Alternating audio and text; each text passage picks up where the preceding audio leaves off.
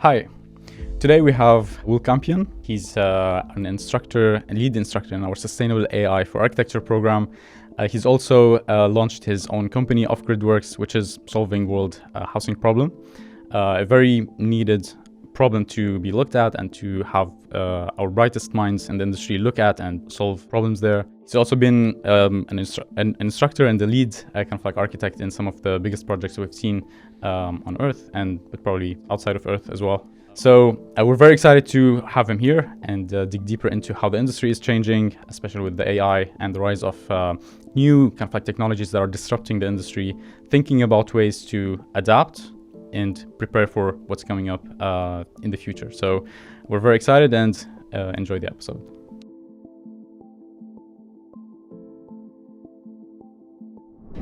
Well, Good to see you. how are you? Yeah, really good. Nice. Thanks for coming to London. Yeah. I think last saw you in New York, the graduation. It's always a great like come together. Yeah, like exactly. a great moment for everyone. Just so used to it being online, and then you can finally Yeah. see everyone in person. It's a bit Yeah, exactly. momentous. It's like they spend probably all the year like learning, building the project before they're coming. And it was special this time because we had their parents as well. And, Yeah.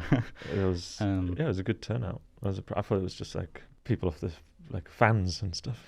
Yeah, It was like yeah. cheering and everything. It was great. Yeah, it was amazing to see how far everyone had come. Like one physically, but also like mentally Yeah, true. or academically. And I was really proud of the students where they turned out in such a short amount of time. And then every year keeps getting even better. Now the new cohort is like really, really strong. So it's like every year there's something very interesting.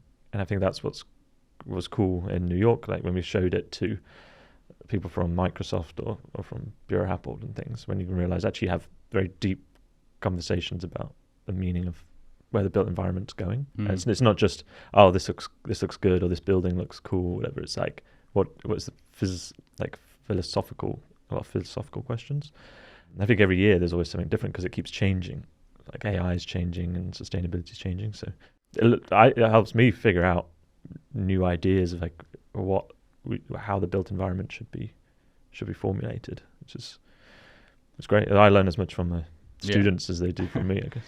Yeah, I mean we talked a lot with the students obviously, but also with the people that we saw as well, whether at Microsoft or the other experts in the companies that we've met. And yeah, it is interesting, just like the convergence of all those technologies into like now architecture. So I wanted to see it from your perspective, because you've been with the students obviously throughout the program, but also seeing their presentations at the end, and you've seen this a couple of times, like year over a year. Yeah. First of all, like why is it important to you, like being involved, whether teaching the younger architects coming into the field, and how do you see it developing? Like how would you want it to be next year? The teaching. Yeah, let's get to it. Yeah, I mean we're teaching the 5th cohort now. Yeah. And then going for the 6th. So but we've been doing it almost 4 years now. I think it was when you 2020. messaged me. Yeah. And it got me in. Yeah, and as soon as you messaged, I was really interested because it helped me kind of explore new topics and ideas. There's a lot of flexibility, and also because of the way that AI is changing and how it's going to be so disruptive to the field. I think it was interesting to see how you can either prepare students for that inevitable kind of idea of that AI might take up jobs, but also like how can you leverage that for good, and also how would you better design buildings using AI or for a new kind of AI enhanced sort of world. So that's kind of allowed me to kind of deep dive into it, and I think that's really useful for the students as well, because I think in the architecture industry as well, it's kind of a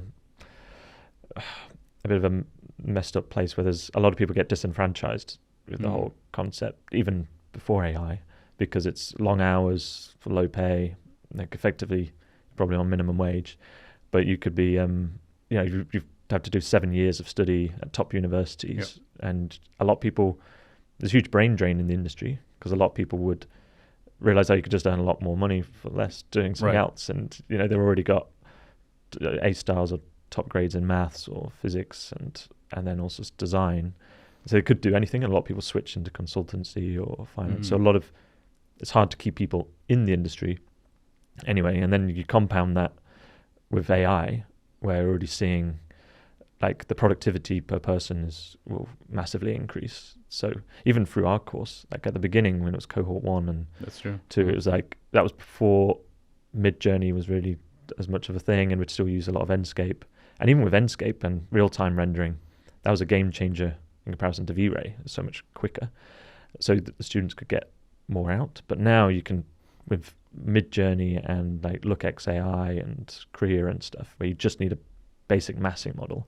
You don't have to do all the materials and even that much modeling. You just get basic massing, and then AI will kind of fill in the rest. You can just iterate ideas way quicker. And that's what we was doing at Big. It was all like form finding, doing lots and lots of options, show them to Bianca, and then decide which one is the one we're going to kind of go with.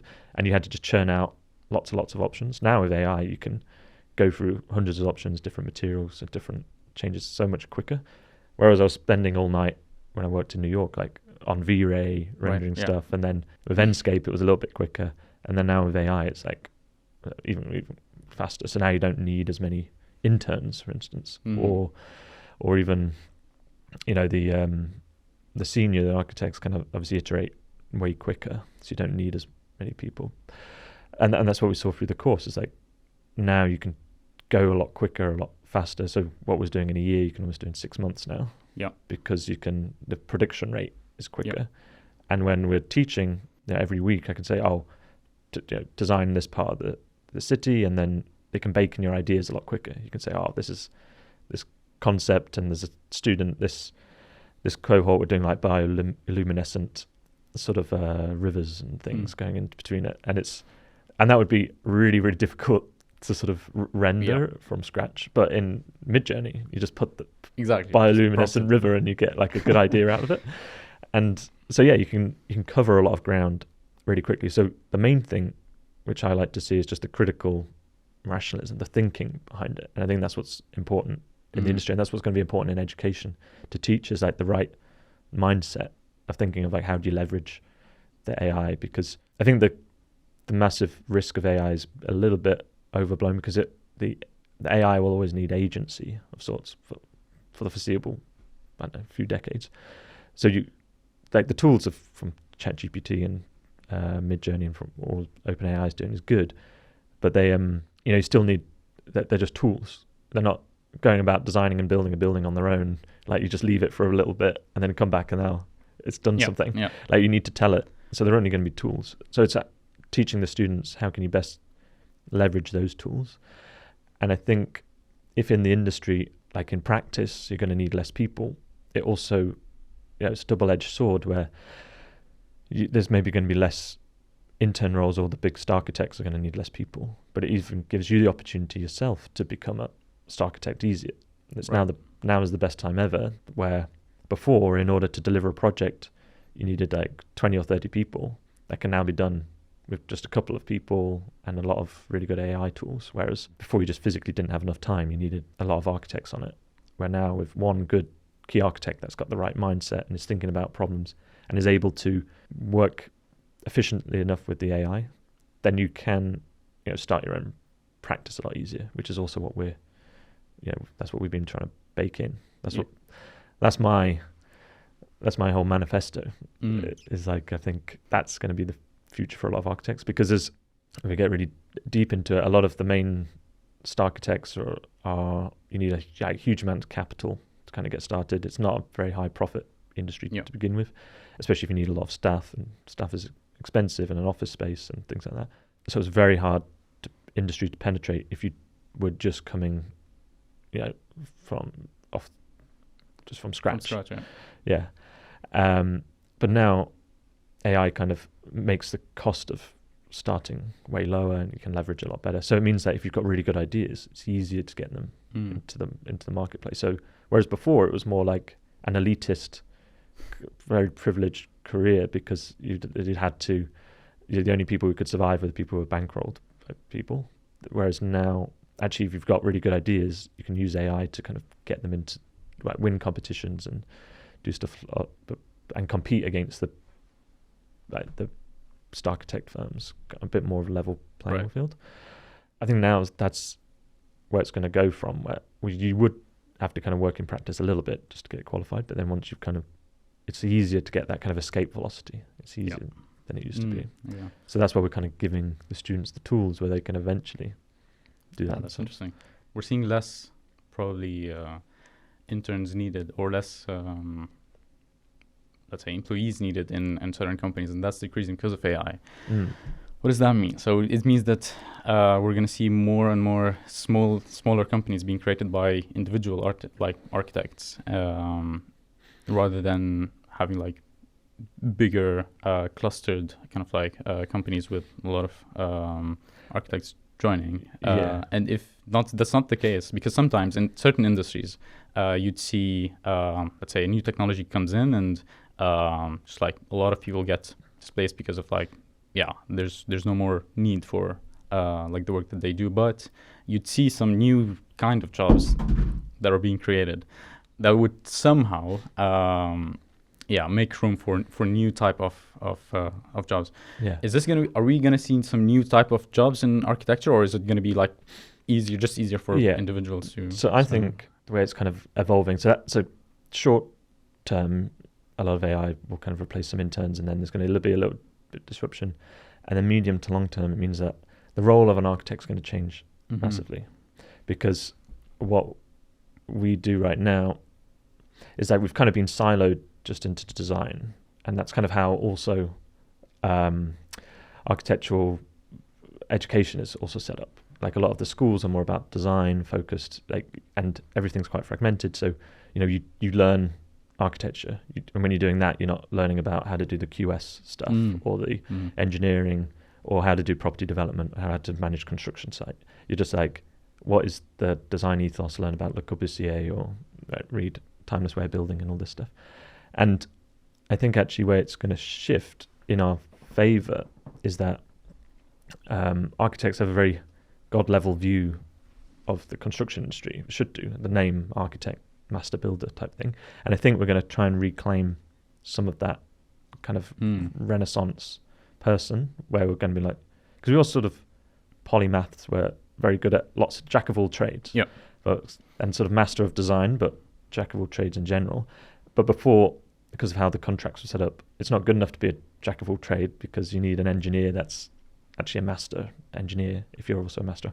But actually AI is going to allow us, if we're a jack of all trades, to actually become masters in those things. So instead, in like engineering, that can easily be, I have friends who are developing AI engineering co-pilots, where you could be in Rhino and it would tell you exactly that the thing's obviously going to stand up. Karamba is kind of already there. You can almost get those tools now, but you're going to bake in QS stuff, all the MEP design, everything about building regs. So you'd have, like a one-stop shop where we as architects, we have all these consultants, but the consultants will just be replaced by AI as well. So you'd end up with a couple of key visionary people, and then you'd have like a whole suite of AI. So I was just in a AI conference in Zurich. It's like a big, like Switzerland's like world leading in AI, and the stuff that they're doing at ETH is insane. And what I was discussing with the guys there is that how we see it going is you'd have, it could be in say VR, and you'd be sort of sat here, like I'm sat across from you, and there'll be several other people in the room, but they would all be AI, and you'd be looking at a building, and you'd be designing the building, and you could move the building and say, ask ChatGPT, like, will this stand up, or what happens if I move this column, or that they'll look like people, but they're agents of engineers and other designers or interior designers, and it's you'll have a lot more power as an architect to do everything almost in-house. And then there's that's kind of medium term, that's coming into the industry slowly. And then in the long term, what will happen is two things. One, either the client and architect will merge most of the time, because it means that either the client, if they're a developer, they could just use AI to do a lot of the stuff. So they could, again, kind of go into VR, and it might be so user-friendly that they'd be able to design a building. And then they maybe wouldn't need as much of us. But I think this is why some of the modules I teach is property development, because Yeah. there's no real reason why, and that's what we do at Off Grid Works, and that's what I did with my house and other things. It's like actually the property development bit is, and the financing bit is quite easy once you get your head around it, because if you can make the numbers stack up, that you're going to make a profit, like, and a good return on investment, and you've got a good idea. There's money out. People will give you money to do it, especially in development, because it's so like linear process most of the time. So actually, it gives us the ability to become architect developers. So we will be able to identify sites and think, instead of a developer saying, "Oh, I want to build as much as possible and maximize the space, and we don't care what it looks like. We just want to churn out, and we don't care if people enjoy it or not." We can actually figure out new innovative solutions for making it look better and getting the most out of the site, and being like helping all the different stakeholders. And then it also, our time can be a bit more freed up, because all the production stuff, like doing all the drawings, that usually takes up our time. That can be, all the labor intensive stuff will be done by AI. And then we can just focus on trying to deliver the best possible buildings on the site. And then if we do that, then we have a lot more stake in the profit that you get out of it. So whereas before we're just exchanging time for money, It's like now, if we're actually the developer, you make a lot more money, it's more profitable, and then you bring a lot more people back into the industry. So that's what we do at Off Grid Works. And if we identify the site, we design it to get planning, we then manage the construction and build it ourselves, and we also develop robotics to help build. But then that means that we make a way higher chunk of profit. But the actual work that we do is no different to us doing it for a client. It's just that I have to identify the site. That's the only difference. But the profits are 10 to 100x difference, but you do the exact same effort. Yeah. And then with AI, it would be actually even less effort. So I think that the whole industry is going to start to diverge. Converge. And if we kind of put our foot off the pedal a little bit, then it will be the developers or the clients will take over. And we're sort of seeing that a bit, where a client could show us, "Oh, here's all these images we did on Midjourney. Can you just do that?" Whereas instead, we want to go on the offensive and be like, actually, what if we don't even need to wait for a developer to employ us and tell us what to do and only pay us by the hour? We could actually just identify problems in society or problems with buildings, and then say, "Oh, let's upgrade that to net zero or redesign the building." Or like in Canary Wharf, there's big issues of what they're going to do with all these buildings. They don't need as much office space. They're converting HSBC. There's something like an architect, we could look at that and try and realize a creative solution waiting to be exploited, rather than a developer, rather than being sat there thinking, "Oh, I'll wait for a developer to come and tell me what to do." You could, most architects could have agency themselves. So that's why you need the necessary skills to do that.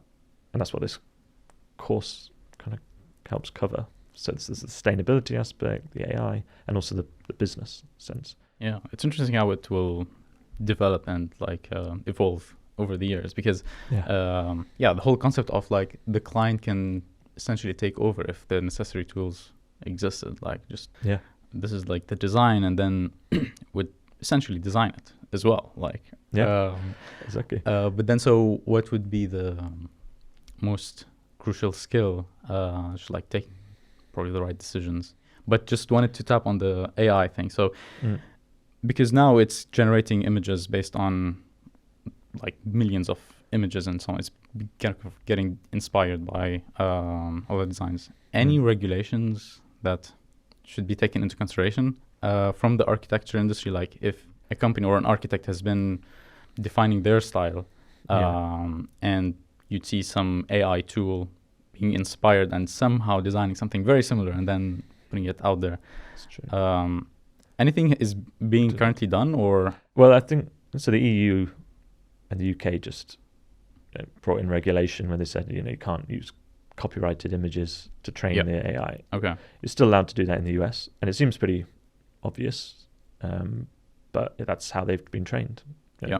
And it's the same thing of not just images, but say ChatGPT, you could say, "Oh, write me a story about Harry Potter or something," and all of that is owned by Right. J.K. Rowling, Yeah. but it's like it still does. It somehow has found, it must have been trained on copyrighted stuff, and then it's a question of who actually physically owns it anyway, and if you own that, do you own that? You wouldn't be able to own that copyright of those images and stuff anyway. And I think some AI artists are trying to argue like their AI images should be copyrighted, even though they're based on copyrighted material and stuff like that. Yeah. So that's another can of worms. And then in architecture, it's even more of a grey area, because it's, even though our specific drawings of the buildings are all copyrighted, and that's what we sell. That's what you pay for, is to lease the copyright of these designs. And usually they're one-off, which means like you design this building for a specific site and context. The client then can't just take that and go, oh, thank you very much, I'm going to do 100 of these now, without your consent, obviously. But it is still in the public domain, like you can physically see the building. So if there's parts of the building that you kind of take and it's not identical, you can kind of prove it's not that exact building. It's not those plans. Those plans are the copyrighted thing and the design. So that's why, especially in architecture, there's a lot of borrowing anyway.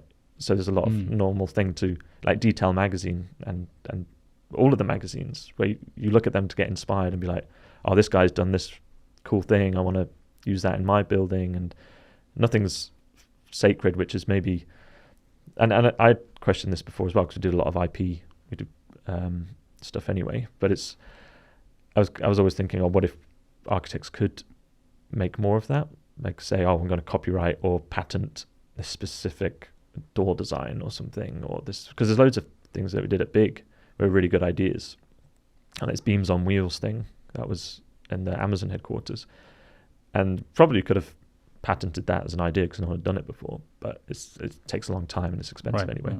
But now the client is taking that idea and using it in other buildings not designed by Big, and that concept allows you to sell the idea of a void to have double height spaces, but you can sell it as if it was covered, because you have both. It's flexible, so the client makes more money off it. So it's a really good idea that we enabled the client to make more money off something, and now they use it in all of it. And it's like, actually, we could have, if we'd patented that or something, we'd make more money out of of people doing it. But actually, because it's not exactly the same, it's just like, it was just a concept. It was like they're not using the exact same drawings that we did, and they change all the time. You don't really have a leg to stand on as much. So, and we weren't even precious of it. Like there was a lot of stuff at Big where you just did an idea and you gave it out, and you weren't thinking actually.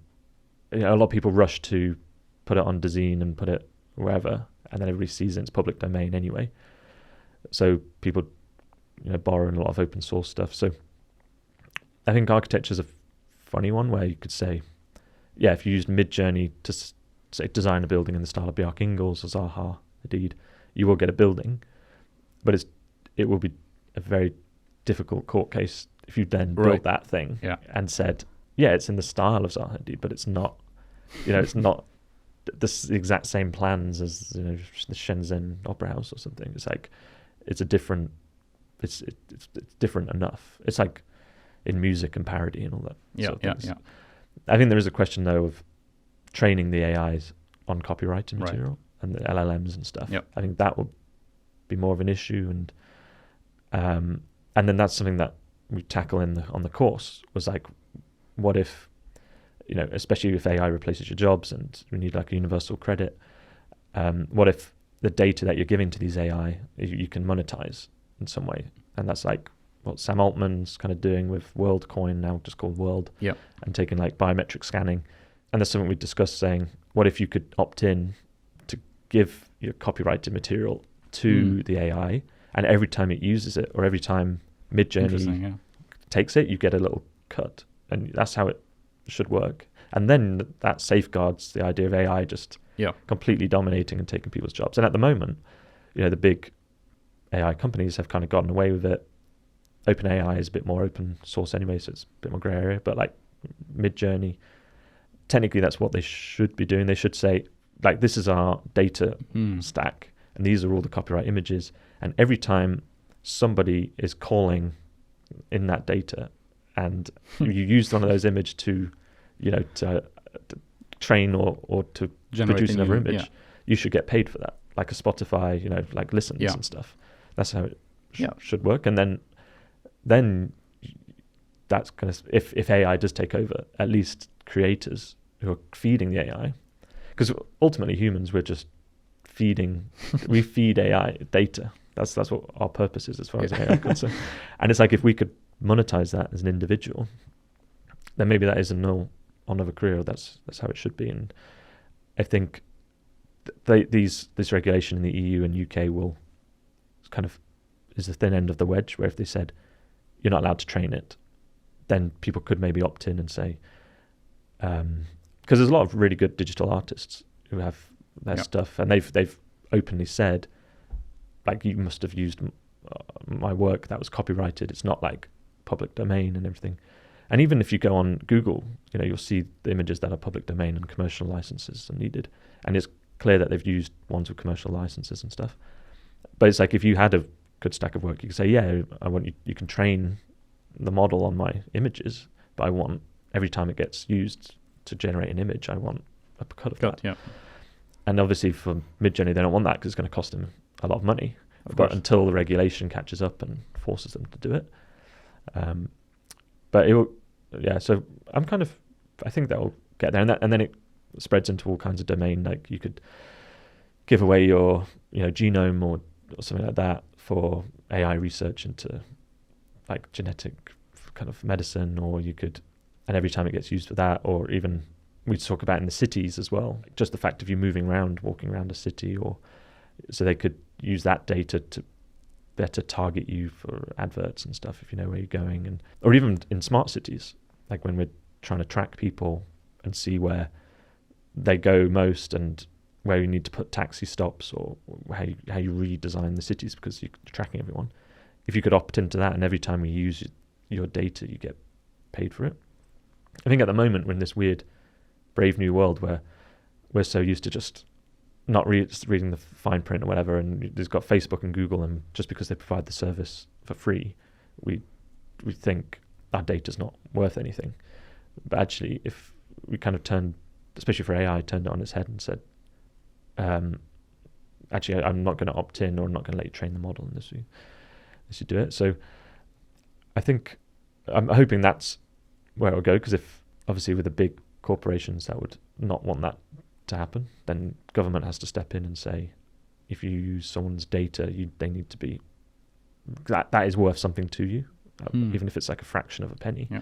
But if ChatGPT is running millions and millions of times, and it's trawling through Harry Potter like a million of times a second, even if you're paying a couple of pennies, or a fraction of a pence or something, I think that would suddenly also create a sort of universal credit system where even just for people surviving, your data is feeding the AI, and it might replace your job, but now you've got a royalty from you existing as a human. Universal basic income would then kick in, just like by you existing maybe, or like walking around the city, or just you doing everything. It could be anything. You could do, like, even with that you get, this is like the Facebook or the Meta glasses with a camera in it, and you could say the fact that they can maybe track where you're looking, or so then you could train models to better, or you could to do 3D scanning, or better train how people look at stuff, or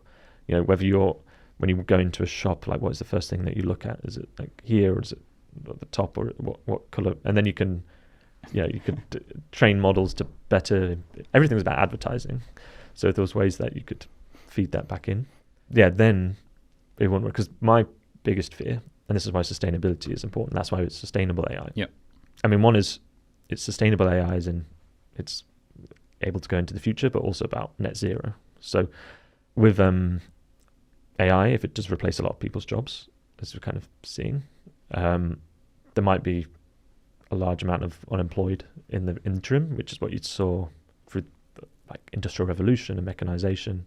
All the farmers went and built the tractors, but now AI might replace a lot of like white collar jobs, and then they can't reskill. You can't reskill quick enough to build the AI, because AI is developing way quicker than we can learn.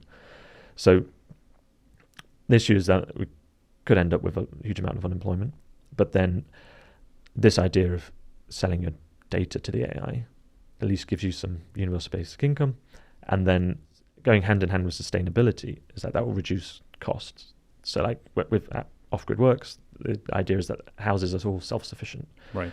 So like the house that I'm building for myself is 100% self-sufficient with electricity, water, warmth, and food as well. So you could literally I could just live in that house. I wouldn't have to pay another penny. I could just live indefinitely. And it's also a net zero across its lifetime. And if we start building like that all developments like that, so some of the other big developments we do are all self-sufficient. So as soon as just by owning that house, it will provide all of your basic needs into the future. So you don't have to pay another penny to survive. So then if AI did replace your job, your cost of living is extremely low. Right. Because that's our other problem now. Like cost of living is quite high, and AI might take your jobs. And then if no one's paying tax because everyone's taking your jobs, and again, if the companies that are making the AI are not onshore, so if it was like US ones, then they may not be paying that much tax here anyway. And then it's like, how do you like keep people? How do you pay for the welfare state if no one's paying tax and no one's employed? And the only way to do that is massively drop cost of living, and sustainability will do that. Wind and solar are the cheapest forms of electricity per kilowatt hour. So the more that we focus on that and more phase out non-renewables, especially in like the UK, then that's also a hedge. So they have to go hand in hand. I'm hoping that we get to full net zero and a point where we've got abundant electricity before AI starts, making us unemployed too much. and it's accelerating very fast. Like year after year, we're seeing it disrupt a lot of, and we see this with even like the film industry, and now we're kind of creating programs there. A lot of as well jobs are being displaced as well, and so it's something that is always on my mind and keeps me kind of like awake at night. Okay, good. Just scare everybody. Because Halloween anyway. if with at Gritnova, if we're kind of like building towards rethinking what we do after we graduate from high school, like higher education, with all the kind of like shifts in the industry and what AI is doing and what other new technologies that could come and disrupt, what would be the ideal way if someone is interested in the architecture space? Yeah. And assuming that today, like we snapped, the universities don't exist. Okay. There's no such model that you spend a couple of years doing, I don't know, like the way we do it right now. Yeah. Yeah. What would be the best way, whether someone starts after they graduate from high school or probably earlier? It's an interesting question. I think there's the thing I always thought was interesting is how when you graduate, you should be thinking more like, how can I create jobs rather than how can I get a job? That's kind of I think that's like the Harvard and MIT type ethos and kind of Cambridge. It's like, how can you should be, when you're leaving university, thinking like, oh, not necessarily where I'm gonna apply, but like, what am I going to create? What businesses or what technologies I'm going to do? So I think with what that's really needed is a lot of problem solving kind of expertise.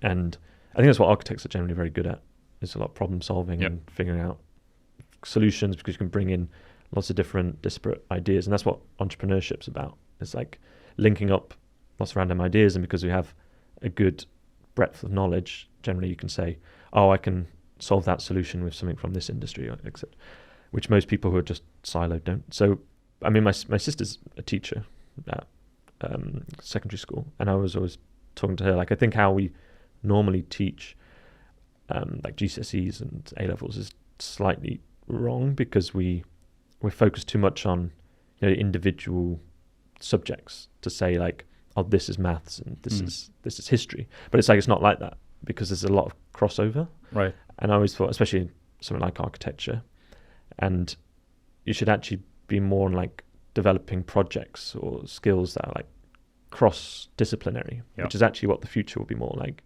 because AI will be so much like, it'll know everything. It's like like an AI will have like a PhD in maths and engineering, and also human studies and anthropology. So there's no point just saying, oh, I'm going to read every single book, because you just physically cannot beat the knowledge. But what you can do is you want to be able to create the agency to tell the AI what to do, and you need to then realize how you can use it to problem solve. So I think how like say secondary education or even university should all be based around projects, which is weirdly what we kind of start to do in architecture school, but we still say, oh, this is a unit and then this is history and theory or whatever. But you should always have one overall sort of fundamental outcome. And a lot of the time, the best example is like a company, which is how we sort of run it. And that's how probably all universities should end up running. Or if not university, what you probably should do is, like, if you're growing up, you'd be doing lots of projects where you're bringing in lots of disparate information, using AI to say, oh, I've got this idea for a new kind of app, but I don't know if it'll work, but I can ask AI to double check a couple of things rather than me becoming an expert in the thing. And then you'd want to go into like an incubator type program where you can sort of figure out where all the pain points are in an industry. So actually, that's good for across the board. We need a lot more entrepreneurs, we need a lot more people building companies and technologies. So like AI will enable people to develop technologies at a way faster rate than we've ever done before. But we need the entrepreneurs and the company leaders to do that and to work out what to problem solve. Because it's easy to be like, oh, wouldn't it be cool if we had a time machine or something? But it's like, no one knows how to do that. But if you're thinking, oh, it's really annoying. There's a lot of things that people find annoying or complain about society. And instead of complaining about it, you can be the change you wish to see in the world. So in order to make that happen, you need to give people the right skills. So you kind of want to be doing problem solving early days, and then you do like an incubator type program. And in the case of architecture, I think it's really good to work on site initially. So it's actually probably even better in hindsight. Like I used to work on site as a labourer and things, and that gave me a much better understanding of how you physically put things together, how you coordinate all the different trades, how you like physically make stuff, and what it feels like, and what it's like working at 8 a.m. in the middle of winter and you're trying to put up to do some ridiculous detail that you design, it doesn't make sense, and understanding how waterproofing and everything.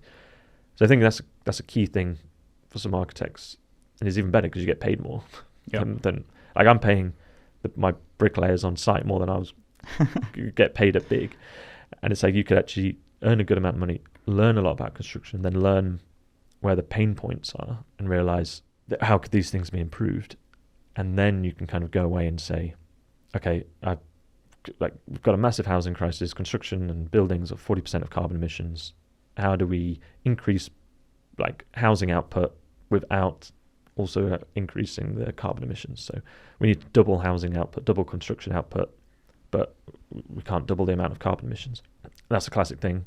And by working on site, you could say, oh, maybe if we tweak this a little bit, or we did this thing a little bit differently, if we could automate this, and that's what a lot of people do. And actually I was in Copenhagen yesterday, and I met with a guy who was in steel manufacturing, and he realized that, this could be done way better. It's kind of, you've got these incumbents, they've been doing it the same way for ages. He went in and then realized, you can maybe 3D printing the elements is going to be a lot better. And now he's gone away and he started the company to do that, to kind of take it on. So that's kind of where I think it will kind of come out of architecture. Is like probably the best way to understand the physical built environment is going to be kind of physically building stuff or designing and building, and then utilizing that skill to either build companies that solve problems in the construction industry, or to then go away and say, oh, well, actually, now I really understand how to build this thing. I can do one myself, and I'll design it all, and I'll get a piece of land, and then I'll kind of build my own stuff, and then you become an architect that way. Because I think fundamentally architects are master builders, should be. But even at Big, very few people have ever been on site, even stepped on foot. And especially if you work at the architect firms, you might work on a project for 10 years before it gets delivered because there's such massive mega projects, giga projects. And even some of the top, the partners at the firms have maybe only got 5 or 6 good buildings in them, because even across the whole career, because you spend so long on them. And even then, you may not even fully understand exactly what it's like on a construction site.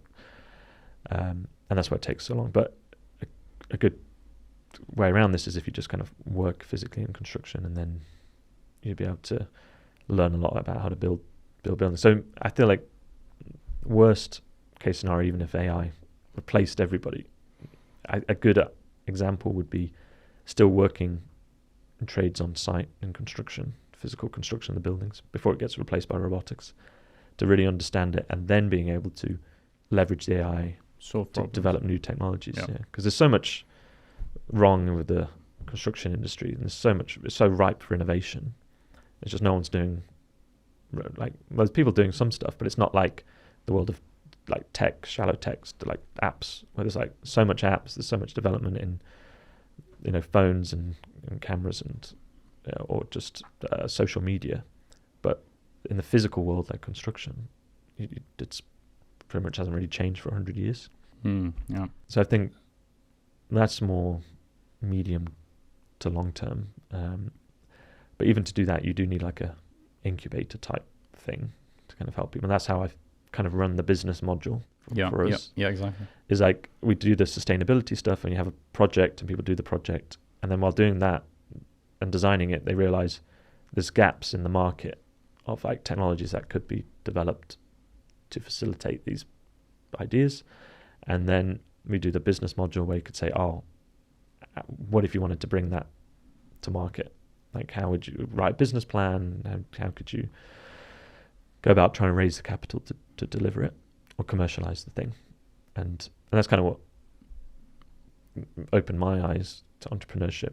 As I realized, if you have a good idea, then you will find the money. Like, there's enough rich people out there who want to become richer, that will invest in your company if you say, this is a great idea and it solves all these problems and it's a massive thing. So I think that would be another kind of critical skill in the next. Yeah, it's an interesting shift, going from how to find a job then to how to create jobs. Yeah, it's like realize a problem or an opportunity, and then just like commit to kind of like solving it. Yeah. But this also goes into the skill sets or the experience that one has, just especially after graduating from university. And now, especially with like this AI kind of like revolution, a lot are thinking more into tech skills, upgrade tech skills, and everyone's focused tech. When probably what's more important is some other soft skills that, if tapped into, could bring way more opportunity into their career. And I know, like you learned a lot, and you took some courses on business, for example, and which is and I loved the business for architects module. It's great. Like it's also something that's interesting to keep kind of like thinking of while upgrading like the program moving forward, which is what skills, probably soft skills, that are very important for architects to acquire, that would just like make either them launching their own practices, solving problems easier, better. It will give them like more, I don't know, like a push or encouragement to confidence to just like go out there and like you can do that. So probably like what the question is, like soft skills, like what is? I think definitely the key one is networking. Right. That's kind of and there's a lot of soft skills around that, and that will be probably the most important thing, because there's still going to be human interaction. There's still going to be, you need, if you're going down the traditional architecture, you need clients is number one thing. And the traditional way of doing things is, apply for competitions and etc. But another is that you'll meet someone who's a developer or doing something, and they like your work. And that's actually what happens a lot with me. Like, I meet developers, and then they like the houses that I've built, and then they say, can you do that for me instead? And that doesn't happen by cold emailing people, them even there's bits on the website or Instagram, but the best is going to networking events and that's the funny thing. I go on these trade missions as well with the British government, and it's like I'm the only architect that goes on them, and they're all and they're all like smart city focused, and everyone else is either engineers or they're like product designers, or they have apps and stuff. So when I'm there, you just kind of clean up, because you're kind of meeting all these developers, like property developers, or like people who have projects, and no other architect thinks to go on these things or to do these things. So then you can actually make a huge amount of really good connections, and then that works a lot better. And now we have like some projects in India or Taiwan and US and stuff, because you can you meet all the people, and it's like face-to-face stuff. And there's also, that's what's useful about London, is like there's so many great networking opportunities. I was at one last night, so literally like landed from Copenhagen, went straight to it, and it was you meet some really good people, where I was talking to them about some of these lawyers who are very well connected, because they do a lot of work with developers and stuff, and then they're like, oh well, I didn't know, I can put you in touch with these people and things. So that's the easiest thing, is like just putting yourself out there. And then in terms of like the networking, it's like being able to kind of sell yourself, but just I think actually a lot of architects have a lot to say or a lot to talk about in the built environment, but we're also so esoteric and like confined in our own spaces, or we're working so much that, especially when I was at university, I didn't really, especially at undergrad, you're only with architects all the time, you're in the studio all the time, you only know architects. And then when you're in practice, you're working so much, you very rarely know anybody who's not architects, and that's a massive error, because then you don't know who your clients are. Like, it's easier to just widen your friend circle, or go to networking events and meet lots of different random people, because they would be your clients, and then that helps kind of get the ball rolling. Especially if you're just starting out, it's very unlikely that it's the catch-22, where no one will trust you to build a building until you've built one. Yeah, exactly. So it's very unlikely that just from cold calling people or from a website that someone's going to message you and be like, oh yeah, I'll give you a shot.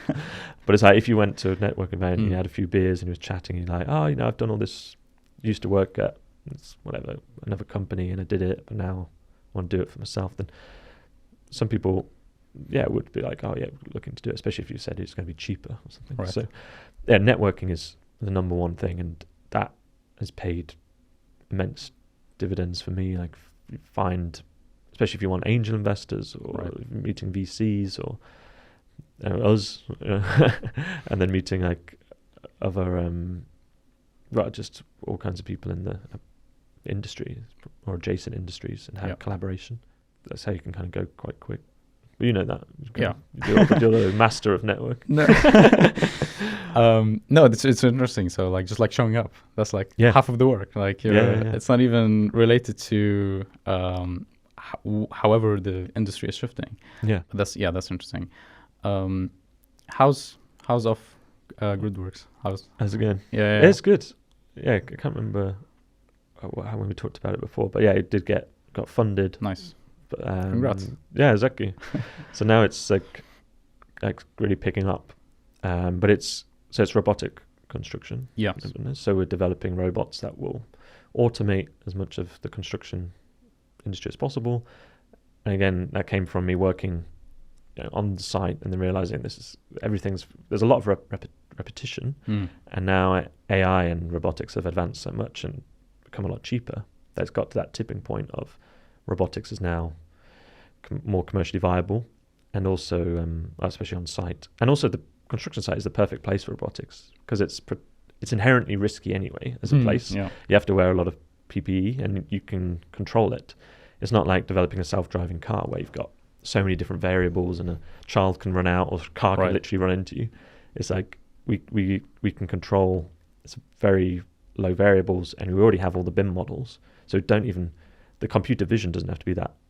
Doesn't have to think too much. It just has to know this thing goes there, and everything's geolocated, and it should be, and everything can be millimeter tolerances, and so it's yeah, it's a really exciting space to be in, deep tech. It's just very difficult to get things off the ground. I've been doing it for 4 years. Yeah. And it costs a lot of money as well. So I've relied a lot on grant funding before. And that was something that I didn't know existed, because you think, the government's useless. But then you look, it's like, oh, wow, there's loads of amazing grants available. The UK is decent, but Europe has Horizon grants and EIC grants. They've got like more grants than we've got biggest grant pool in the world for research and stuff. And it's for very pie in the sky ideas of like, and I used to spend so much time on competitions, like architectural competitions, like, I'll design this building, and then like in order to get a mention on Instagram or something. Yeah. And so now I was using that time to apply for grant competitions. Yeah. And then I'd be like, it was easier doing the same amount of work, and I was making tens of thousands. You'd get tens of thousands in grants and actual cash that you don't have to pay back. Right. And it's like I was wasting my time doing these architectural competitions. And and there's a load in Europe. So that's a good way to get things started. And then there's incubators and stuff. But yeah, now we're properly funded by private equity firm, and now we're kind of like able to like actually develop the technologies and develop the robots, and then we can prove that works. And we have customers lined up in, saying, like India and Taiwan and US, and I was talking to Microsoft and things. So it's like or like a whole range of different developers and stuff.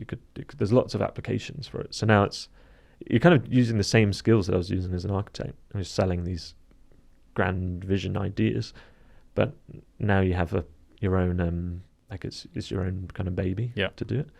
So you don't mind working crazy hours on your own thing.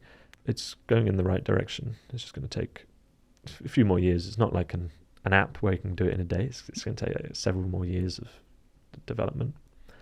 But yeah, it's an exciting time. Yeah, probably I would end with the last question on what's for you in the next 10 years, let's say, and if you want to extend more. Okay. So I've kind of focused full time on off-grid works. I'm going to develop robotics. Yeah. Okay. So that we can develop the robots to build as many buildings as possible, all at a net zero standard. And then the idea would be to hopefully try and solve the housing crisis without compromising the net zero sort of climate crisis. So yeah, so we're developing lots of different kinds of technologies, and we'll just kind of keep iterating. We'll do one and then kind of bake it in and keep going more and more and more. And then we'll hopefully use those to also build our own developments. So we'll start buying our own, we'll get our own land, do our own developments, and then go global, hopefully 10 years. Hopefully IPO 5 to 10 years. Would be good. Nice. Cool. Solving the world housing crisis. Yeah, exactly. Awesome. Yeah, exactly. You can, be good. Yeah, you can. So help.